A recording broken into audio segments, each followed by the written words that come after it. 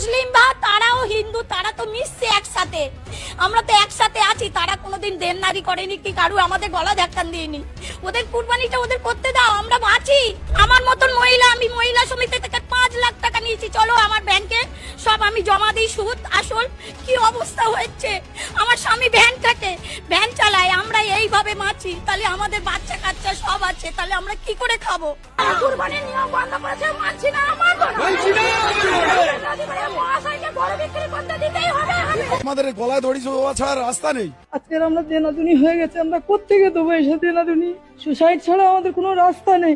অন্তত এবারটা আমাদের এই কুরবানিটা করতে দিই। কুরবানির পূজা বন্ধ করে দিয়েছে, আমরা খাবো কিভাবে? দাদা খেলা তো ঘুরে গিয়েছে। আমরা ভেবেছিলাম কুরবানি বন্ধ করে মুসলিমদের টাইট দেব, কিন্তু দেখছি হিন্দুরা বেশি বিপদে, হিন্দুরা আমাদের বিরুদ্ধে আন্দোলন করছে।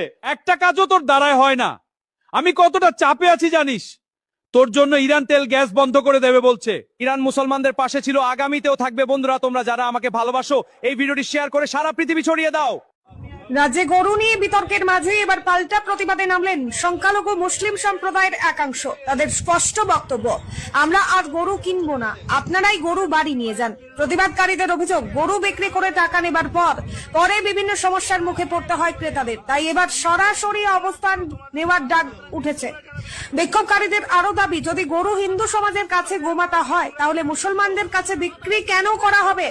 তারা জানিয়েছেন, ভবিষ্যতে গরু বিক্রি করতে হলে 14 বছরের সার্টিফিকেট এবং পশু চিকিৎসকের অনুমতি নিয়ে আসতে হবে। এই ঘটনাকে কেন্দ্র করে এলাকায় রাজনৈতিক ও সামাজিক মহলে শুরু হয়েছে জোর চর্চা। রাজনীতির সব এক্সক্লুসিভ আপডেট পেতে ফলো করুন A1 নিউজ বাংলা, সত্যের সাথে মানবতার পক্ষে। টাকা টেনে বাড়ি চলে যাচ্ছে, আর কিন্তু কোনো সমস্যা নেই। সুতরাং কেউ একটা এদের কোনো কথা বলবে না, এনারাও করে খায়। কিন্তু তোমরা মানে কাকা গরুগুলো নিয়ে বাড়ি চলে যাও। সরকার যতক্ষণ না নির্দেশ দিচ্ছে কি হবে, কেউ কোনো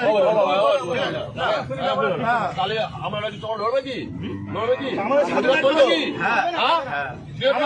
রাখতে হবে।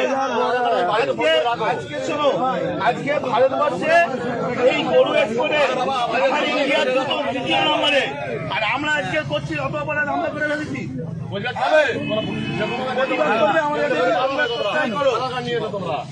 আমাদের সাথে প্রতিবাদ করলে থাকো, না হলে দেখো না। জানি না, আজকে এই মাংস, গরু মাংস বাইরে দেশে এক্সপোর্ট হচ্ছে, আমাদের ইন্ডিয়া 2য় নম্বরে। আর আজকে আমরা অপরাধ করে ফেলেছি, এর জবাব কেউ দিতে পারবে? সুতরাং টাকা নাম বলো।